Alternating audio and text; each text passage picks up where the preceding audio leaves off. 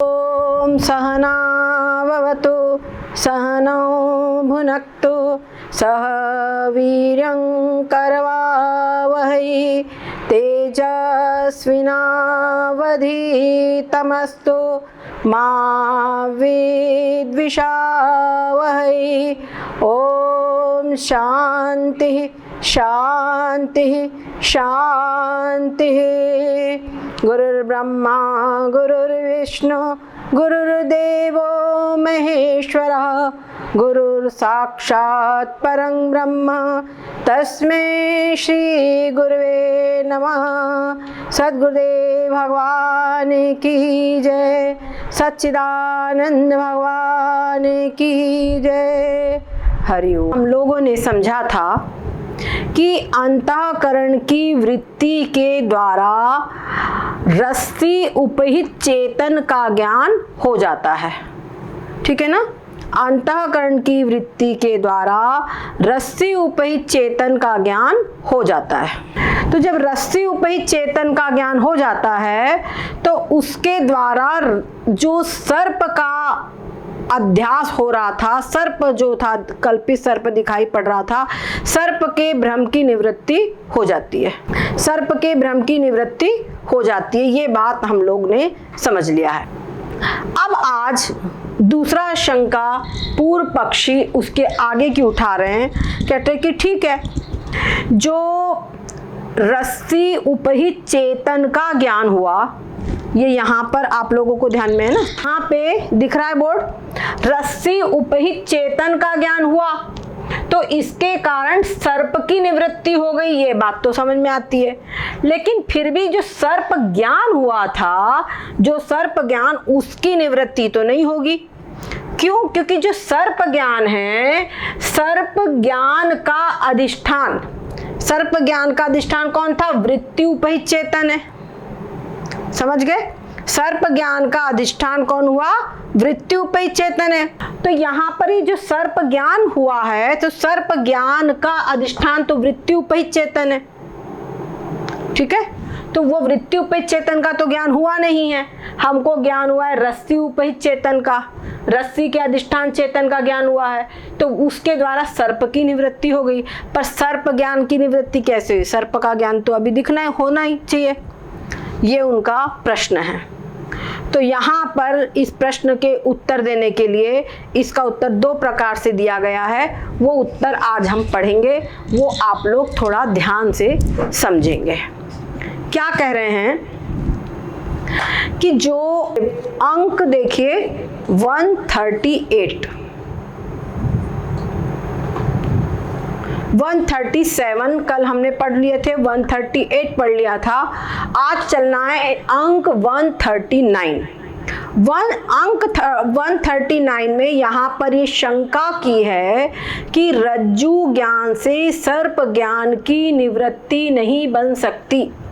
जो रस्सी का ज्ञान हुआ है उसे सर्प ज्ञान की निवृत्ति नहीं हो सकती, यहाँ पे शंका कहते हैं। यद्यपि इस रीति से सर्प की निवृत्ति रज्जु के ज्ञान से संभव है, जो पीछे बताया कि रस्सी के ज्ञान से सर्प की निवृत्ति, ये कल बताया था कि रस्सी का ज्ञान हुआ तो रस्सी के ज्ञान के समय रस्सी उपहित चेतन का भी ज्ञान हुआ है, इसलिए सर्प की निवृत्ति हो गई, ये बताया गया था। तो अब कह रहे हैं कि ठीक है, सर्प की निवृत्ति तो हो गई, लेकिन जो सर्प का ज्ञान हुआ है तो सर्प के ज्ञान की निवृत्ति नहीं हुई। क्यों? क्योंकि जो सर्प का ज्ञान है, उस सर्प के ज्ञान का अधिष्ठान, तथापि सर्प के ज्ञान की निवृत्ति संभव नहीं। काहे ते? सर्प का अधिष्ठान रज्जु अवच्छिन्न चेतन है, जो सर्प था उसका अधिष्ठान रस्सी उपहित चेतन था, और सर्प के ज्ञान का अधिष्ठान साक्षी चेतन है। समझ गए? ये जो वृत्ति उपहित चेतन है, यानी ये वृत्ति उपहित चेतन कौन हो गया? साक्षी चेतन। तो सर्प के ज्ञान का अधिष्ठान साक्षी चेतन है।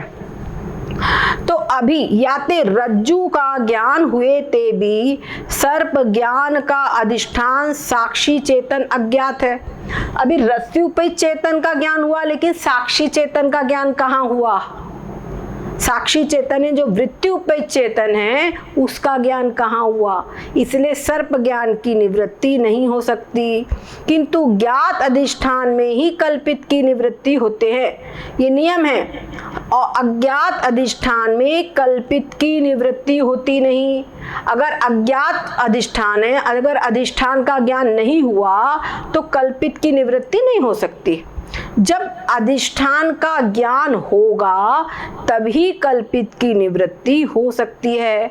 तो इसीलिए अभी, क्योंकि जो अधिष्ठान है, वृत्ति उपहित वृत्ति जो है, ये जो वृत्ति, ये सर्प ज्ञान का अधिष्ठान साक्षी चेतन है ना, वृत्ति उपहित चेतन है, उसका ज्ञान अभी नहीं हुआ है, इसीलिए सर्प के ज्ञान की निवृत्ति नहीं हो सकती, ये कह रहे हैं। इसका समाधान क्या है? अंक 140 में इसका समाधान समझेंगे। कहते हैं कि सर्प के अभाव से सर्प ज्ञान की निवृत्ति होती है। क्या हो रहा है? समाधान ये है, विषय के अधीन ज्ञान होवे है। क्या मतलब हुआ इसका? जैसे यहाँ पर ये रिमोट है तो आपको रिमोट ज्ञान होगा, ये डस्टर है तो डस्टर ज्ञान होगा, ये पेन रखा है तो पेन का ज्ञान होगा, ये लकड़ी है तो लकड़ी का ज्ञान होगा, ये पुस्तक है तो पुस्तक ज्ञान होगा, माइक है तो माइक ज्ञान होगा। होगा कि नहीं होगा? जो वस्तु है ना, जो विषय है, जैसा विषय है वैसा ही ज्ञान होगा। इसलिए कहा कि विषय के अधीन ज्ञान होता है। विषय हो आपके सामने मोबाइल और आप वहाँ पर देखो बगीचा, ऐसा हो सकता है क्या? नहीं हो सकता। विषय है कहीं पर घड़ा और आप देखो गिलास, ये हो सकता है क्या? नहीं हो सकता। तो यही बात कह रहे हैं कि विषय के अधीन ज्ञान होता है। समझ गए? विषय के अधीन ज्ञान होता है। विषय जो सर्प, ताकि निवृत्ति होते ही, विषय यहाँ पर क्या है? सर्प है। तो सर्प की निवृत्ति हुई, जैसे सर्प की निवृत्ति हो गई उसके अधिष्ठान के ज्ञान से, तो सर्प की निवृत्ति हुई तो सर्प के ज्ञान की निवृत्ति भी हो गई, स्वाभाविक हो जाती है। तो सर्प के ज्ञान की निवृत्ति भी हो जाती है। सबसे पहली बात तो एक समाधान ये बता दिया, लेकिन फिर भी ये समाधान तो क्लियर हो गया सबको।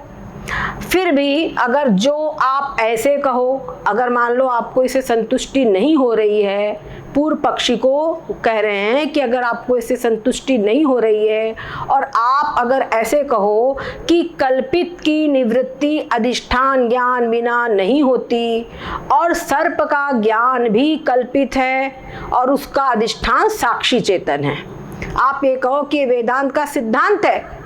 क्या वेदांत का सिद्धांत है? कि कल्पित वस्तु की निवृत्ति अधिष्ठान के ज्ञान के बिना नहीं हो सकती और जो सर्प ज्ञान है उसका अधिष्ठान साक्षी चेतन है। ठीक है, तो साक्षी चेतन उसका अधिष्ठान साक्षी चेतन है और उसके ज्ञान के बिना कल्पित सर्प के ज्ञान की निवृत्ति नहीं हो सकती। अगर आप ऐसा करो, अपनी बात पे अड़े ही रहो, तो फिर बात और समझो। विषय गंभीर है, हम धीमी स्पीड में चल रहे हैं, अगर फिर भी किसी को नहीं समझता है तो बिना किसी संदेह के पूछ लेंगे। ठीक है, अब यहाँ पर अंक 142 में इसका समाधान देते हैं। क्या कहते हैं? निवृत्ति दो प्रकार की होती है। क्या कह रहे हैं? कि निवृत्ति दो प्रकार की होती है। एक तो अत्यंत निवृत्ति और दूसरी निवृत्ति होती है कारण में लय रूप निवृत्ति। अत्यंत निवृत्ति क्या है? अत्यंत निवृत्ति का मतलब ये होता है, जैसे लौकिक भाषा में हमारे को पेट में बड़ा दर्द होता था, अमुक डॉक्टर की दवाई लिए, उसके बाद ऐसा वो दर्द हमारा छू मंतर हुआ कि आज तक वो दर्द नहीं हुआ। समझ गए? तो ये एक अत्यंत निवृत्ति है। समझ गए? और दूसरा कि थोड़े दिन में फिर हो गया, और दूसरी बात है कि तात्कालिक निवृत्ति हुई, ठीक है, तो ये हम लौकिक भाषा है। दूसरा यहाँ पर ये कहते हैं कि एक तो अत्यंत निवृत्ति होती है और दूसरी कारण में जो लय सो भी निवृत्ति होती है। कारण सहित कार्य की निवृत्ति अत्यंत निवृत्ति होती है, अत्यंत निवृत्ति होती है। और दूसरी तो अत्यंत निवृत्ति क्या होती है, पहले ये समझो। अत्यंत निवृत्ति यहाँ इनकी भाषा में अब बता रहे हैं, वेदांत की भाषा में अत्यंत निवृत्ति वो होती है कि कारण सहित कार्य की निवृत्ति अत्यंत निवृत्ति होती है। यानी जैसे घड़ा है तो घड़े की भी निवृत्ति और उसके साथ साथ उसका जो कारण है मिट्टी, उसकी भी निवृत्ति, ये अत्यंत निवृत्ति है, ठीक है। अत्यंत निवृत्ति आप जरा समझिए कि एक तो है बोल रहे हैं कि कारण और कार्य की दोनों की निवृत्ति अत्यंत निवृत्ति है।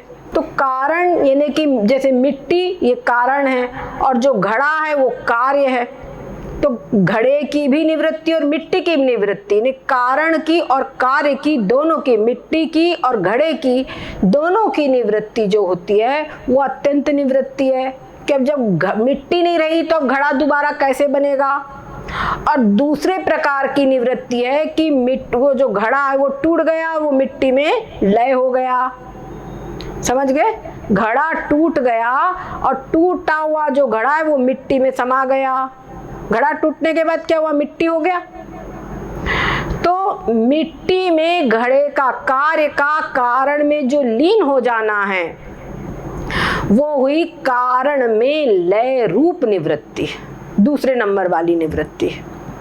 अब यहां पर कह रहे हैं कि सारे कल्पित वस्तु का कारण अधिष्ठान के आश्रित अज्ञान है। जितना भी कल्पित संसार है, कल्पित वस्तु जो कोई भी हमको दिखती है भ्रम में, वो सभी वस्तुएं, उनका कारण क्या है, उनका कारण है कि अधिष्ठान के आश्रित जो अज्ञान है वो उसका कारण है। जैसे कल हमने बताया था कि यहाँ पर ये जो अधिष्ठान है रस्सी उपहित चेतन, तो उसके आश्रित जो अज्ञान है वो अज्ञान सर्प का कारण है, सर्प का उपादान कारण बताया था।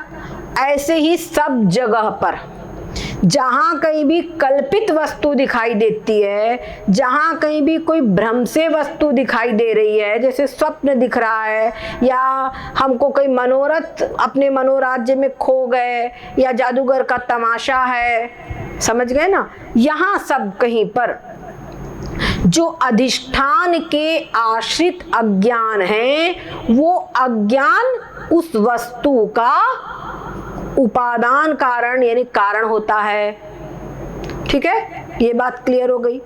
अब आगे क्या कहते हैं, ता अज्ञान सहित, यानी उस अज्ञान के सहित कल्पित कार्य की निवृत्ति, समझ गए। यानी वो अज्ञान जिसके द्वारा सर्प बना है, तो वो अज्ञान और सर्प दोनों की निवृत्ति।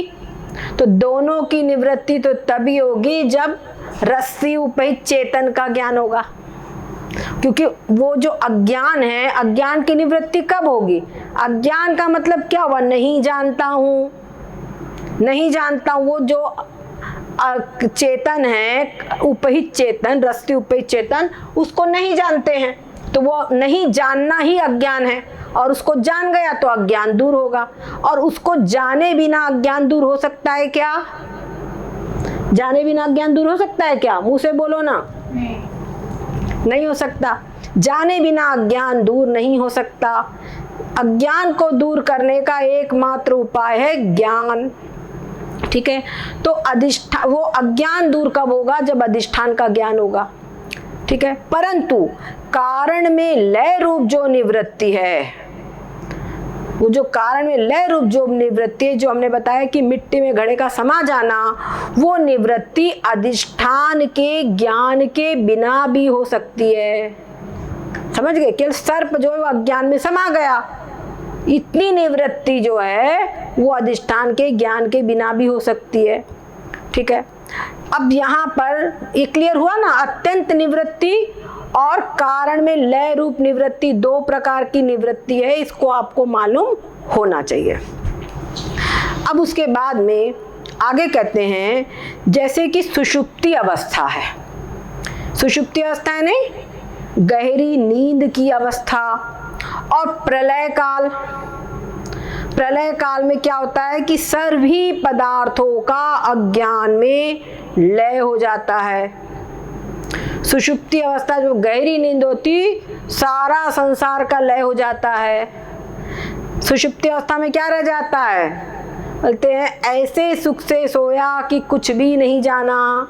तो कुछ भी नहीं जाना ये अज्ञान है। प्रलय काल का तो हमारे पास में अनुभव बोलना नहीं है सबके पास, लेकिन सुषुप्ति का अनुभव तो सबके पास है।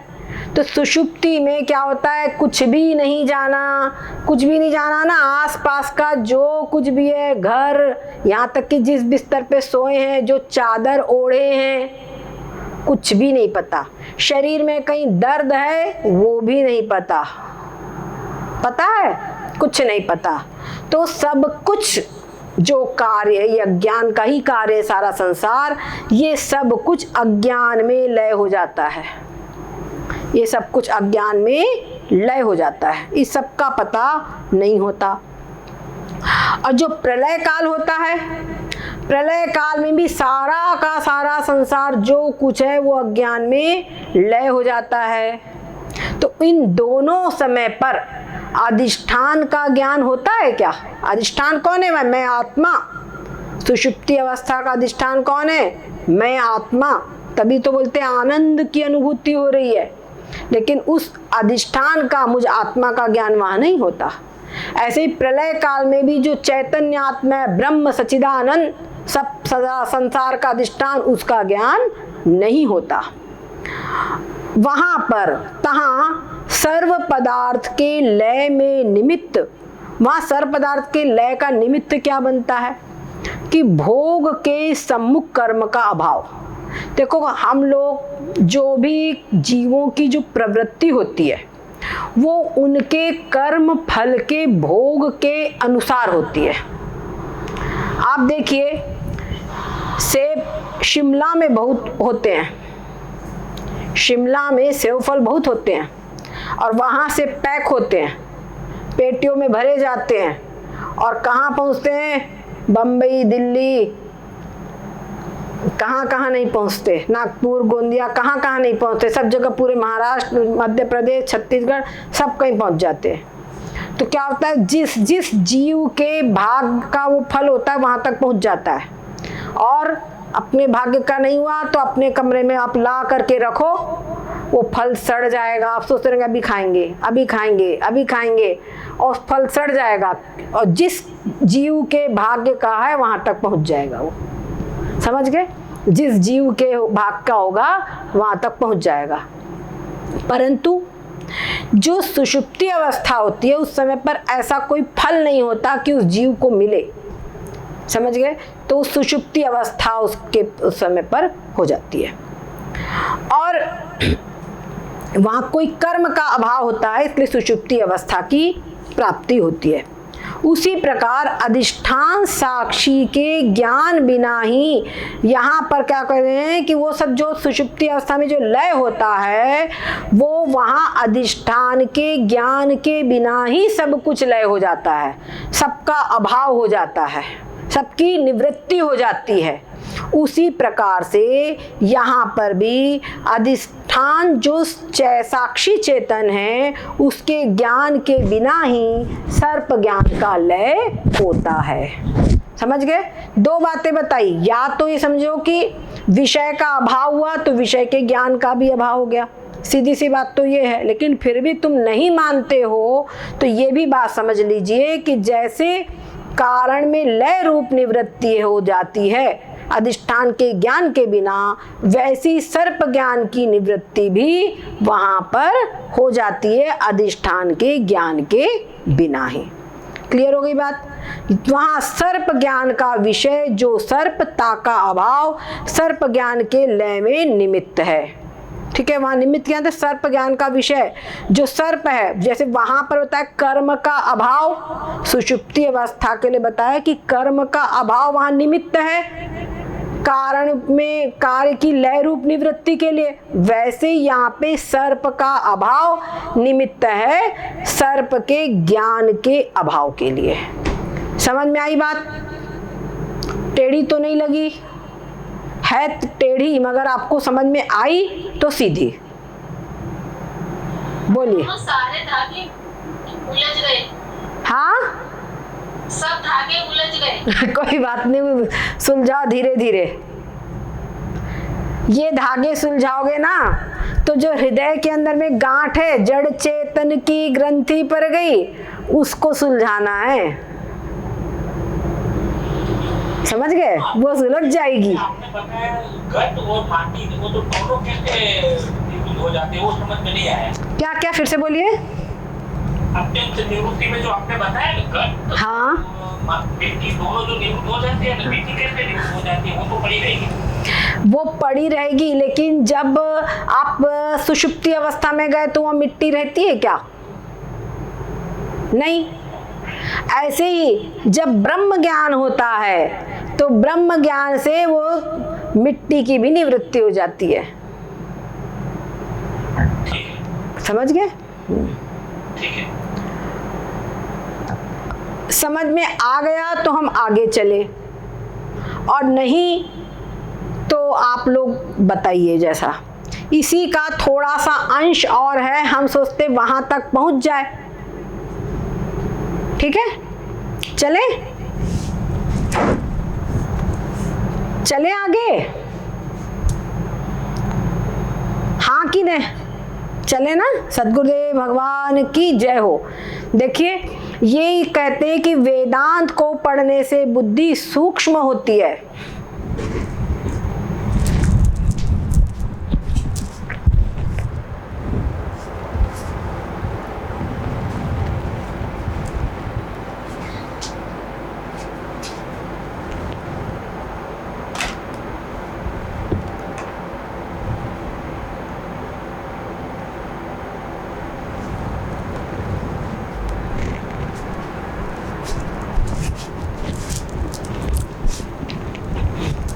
सद्गुरुदेव भगवान की जय हो। अंक 143 यहाँ पर कहते हैं रज्जु ज्ञान समय साक्षी का भान होता है। जैसे यहाँ बताया था ना, आपको याद है क्या बताए थे कि जिस समय पे रस्सी का ज्ञान होता है उस समय पर रस्सी उपहित चेतन का ज्ञान होता है, ये बताया गया था। तो कहते हैं जैसे वहां रस्सी के ज्ञान के समय रस्सी उपहित चेतन का ज्ञान हुआ था, वैसे रस्सी के ज्ञान के समय साक्षी चेतन का भी ज्ञान हो जाता है। समझ गए? ये बात कह रहे हैं। ये कैसे, ये अभी हम बता रहे हैं आपको। थोड़ा सा इसको ऐसा करना पड़ेगा।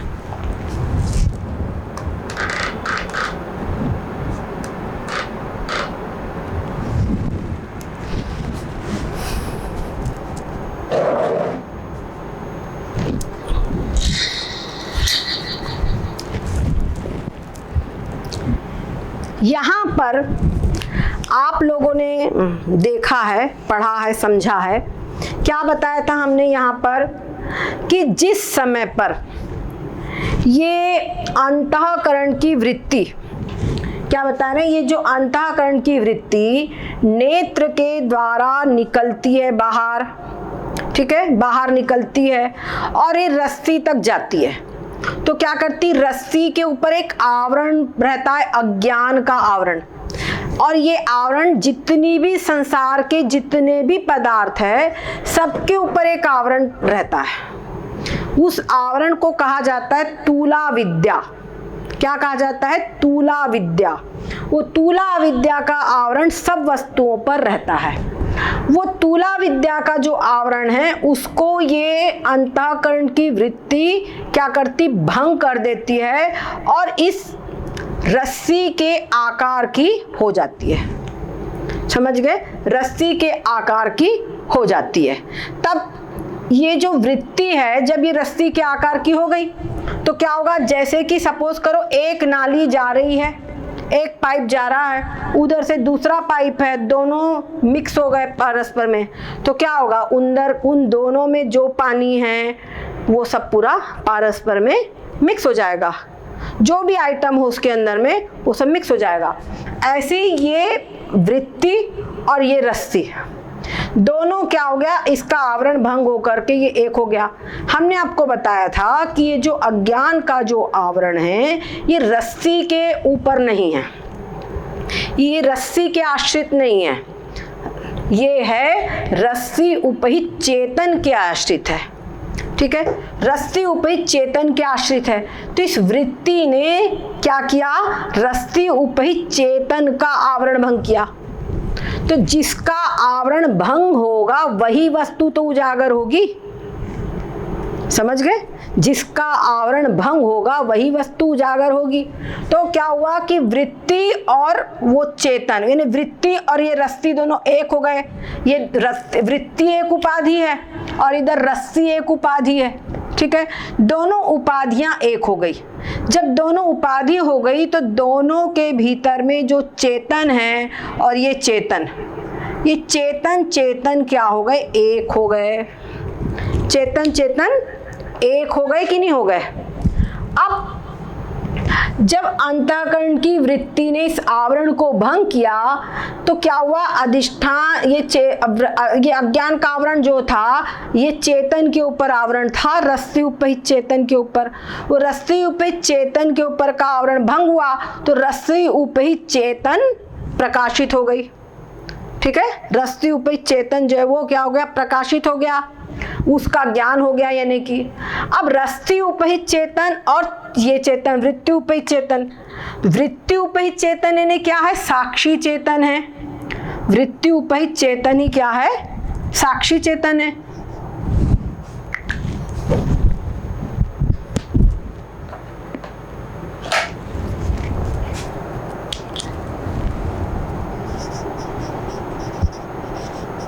वृत्ति उपहित चेतन ही साक्षी चेतन है। तो साक्षी चेतन और रस्सी उपहित चेतन, ठीक है, यहाँ पे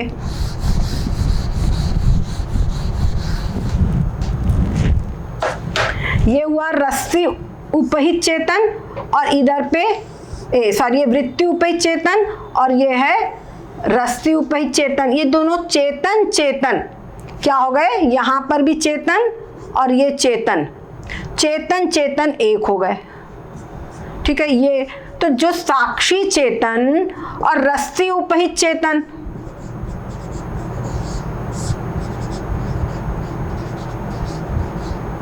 जब साक्षी चेतन और रस्सी उपहित चेतन दोनों एक हो गए, क्लियर हुई बात, दोनों चेतन एक हो गए। अब रस्सी उपहित चेतन का ज्ञान हो गया, रस्सी उपहित चेतन का ज्ञान हो गया। जब अंतःकरण की वृत्ति यहाँ पे गई तो रस्सी उपहित चेतन का ज्ञान हो गया। अब जो रस्सी उपहित चेतन और साक्षी चेतन एक है, तो जब रस्सी उपहित चेतन का ज्ञान हो उसी समय पे साक्षी चेतन का भी ज्ञान हो गया कि नहीं हो गया, बोलिए। क्योंकि दोनों उपाधियां अलग अलग थे, अब तो दोनों एक हो गई। तो जो रस्सी उपहित चेतन और साक्षी चेतन दोनों एक है, जब इसका ज्ञान हुआ तो ये दोनों एक हो गए, तो दोनों का ज्ञान हो गया। समझ गए कि नहीं समझ गए, हाँ या नहीं बोलते जाइए। ये दोनों एक हो गए, यही बात यहाँ पर बताई जाएगी अब पुस्तक की भाषा में। तो ये कह रहे हैं कि जिस समय पे रस्सी का ज्ञान हुआ उसी समय पे रस्सी उपहित चेतन का ज्ञान हुआ, उसी समय पे इस साक्षी चेतन का ज्ञान भी हो गया। तो जो रस्सी उपहित चेतन के ज्ञान से यहाँ पे सर्प की निवृत्ति हुई, उसी प्रकार से साक्षी चेतन के ज्ञान से सर्प ज्ञान की निवृत्ति भी हो गई। समझ गए, ये भी उड़ गया, ये भी उड़ गया। प्रश्न है कि तो साक्षी चेतन है और रस्सी उपहित चेतन है, चेतन तो एक ही है ना? हाँ, चेतन एक है, केवल सुनिए, चेतन एक ही है, केवल उपाधियों का अंतर था। वास्तव में केवल उपाधियों का अंतर था। अब जब उपाधियां भी एक हो गई तो चेतन भी एक हो गए, समझ गए। और वास्तव में तो हाँ, अलग अलग प्रतीत हो रहे थे तब भी थे तो एक। तब भी थे एक ही, बिल्कुल। हाँ, ठीक ठीक। अब इसी को पुस्तक की भाषा में पढ़ो।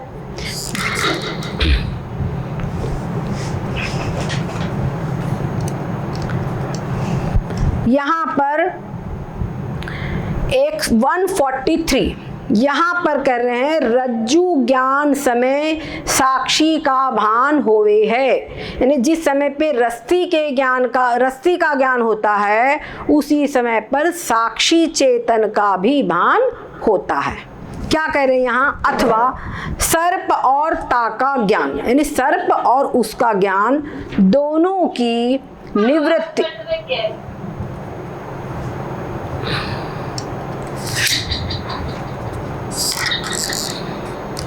कह रहे हैं, देखो अब आ रही क्या सही से, फिर से पढ़ रही हूं मैं। कहते हैं अथवा सर्प और उसका ज्ञान, सर्प और सर्प का ज्ञान दोनों की निवृत्ति रस्सी ज्ञान से होती है। क्यों, कैसे, काहेते मतलब कैसे? जब रज्जु का प्रत्यक्ष ज्ञान होवे, जब रस्सी का प्रत्यक्ष ज्ञान होता है, तब अंतःकरण की वृत्ति नेत्र द्वारा निकस के, यानी नेत्र के द्वारा निकल के रज्जु देश में जाती है और रज्जु के समान वृत्ति का आकार होता है। इसीलिए रज्जु के प्रत्यक्ष के समय, जब रज्जु का प्रत्यक्ष ज्ञान होता है, उस समय वृत्ति उपहित चेतन और रस्सी उपहित चेतन दोनों एक हो जाते हैं, उनका भेद नहीं रहता। इसमें यह कारण है, चेतन का स्वरूप से तो भेद कहीं है नहीं, किंतु उपाधि के भेद से चेतन का भेद होता है। और अब जब उपाधियां भी एक हो गई तो चेतन में तो कोई भेद है ही नहीं।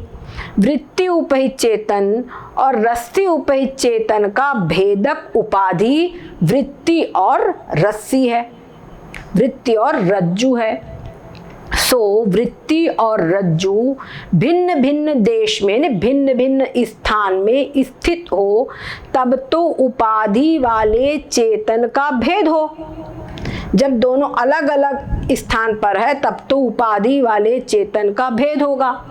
किंतु दोनों उपाधि एक देश में स्थित होवे, नंबर 2 पॉइंट, कि दोनों उपाधि एक देश में स्थित हो जाए, तब उपहित चेतन का भेद नहीं रहता।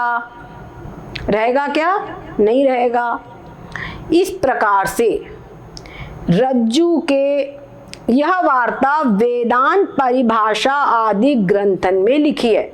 ये जो प्रोसेस बताई गई है, वेदांत प्रक्रिया, ये वेदांत परिभाषा ग्रंथ से लिया गया है। ठीक है, वहां पर भी बड़े अच्छे से उदाहरण दिया गया है कि जैसे एक क्यारी है, बस एक क्यारी है और एक तालाब है, मतलब वहां पर माली लोग बनाते हैं ना बड़ा तालाब, उसमें एक ऐसी खोद करके नाली निकालते हैं और किसी क्यारी में उसको डाल देते हैं। तो क्या होता है, जो तालाब का पानी हो वो नली के द्वारा, वो जो नाली बनाते हैं उसके द्वारा उस क्यारी में चला जाता है। अब तालाब का पानी और ये दोनों पानी क्या हुआ, एक हो गए, एक ही स्थान पे हो गए।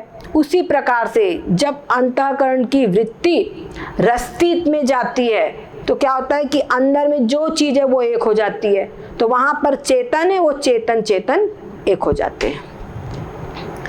भिन्न देश में स्थित उपाधि से उपहित चेतन का भेद होता है। अगर अलग अलग जगह पे उपाधि है तो उपहित चेतन का भेद होता है। एक देश में जब दोनों उपाधि स्थित भी होवे, तब दोनों उपाधि से उपहित भी चेतन एक ही होवे हैं। लेकिन जब दोनों उपाधियां एक स्थान पर ही स्थित हो जाए तो क्या होगा, जो उपहित चेतन भी एक ही होता है। तो जो वृत्ति है जब रस्सी के आकार की हुई तो दोनों उपाधियां एक स्थान पर हो गई।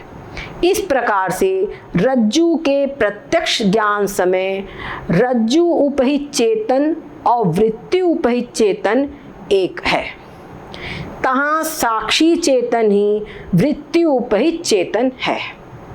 कहते अंतःकरण और उसकी वृत्ति में स्थित जो तिनका प्रकाशक चेतन मात्र सो साक्षी कहिए है, उसी को साक्षी कहा जाता है।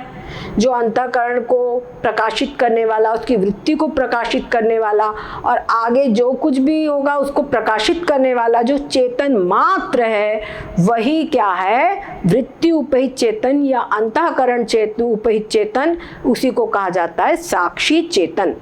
तो जो साक्षी चेतन है वही क्या कहता है? साक्षी चेतन कहलाता है। इस रीति से रस्सी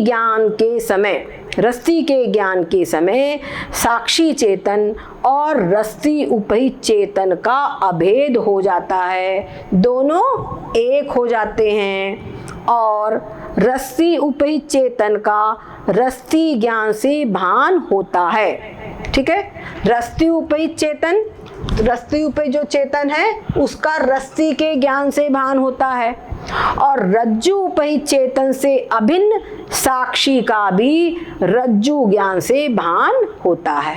क्लियर हुई बात? जो हमने अभी आपको बताया वही चीज, रस्सी उपहित चेतन में से अभिन्न जो साक्षी चेतन है, तो कह रहे हैं कि जिस समय पे रस्सी ज्ञान का प्रत्यक्ष होता है, रस्सी का ज्ञान होता है, उसी समय पर रस्सी उपहित चेतन का भी ज्ञान हो जाता है और रस्सी उपहित चेतन के साथ ही साथ में उससे जो एक है साक्षी चेतन, उस साक्षी चेतन का भी ज्ञान हो जाता है। ठीक है, यही बात कही है दूसरे पॉइंट में कि रज्जु उपहित चेतन से अभिन्न साक्षी का भी रज्जु ज्ञान से भान होता है।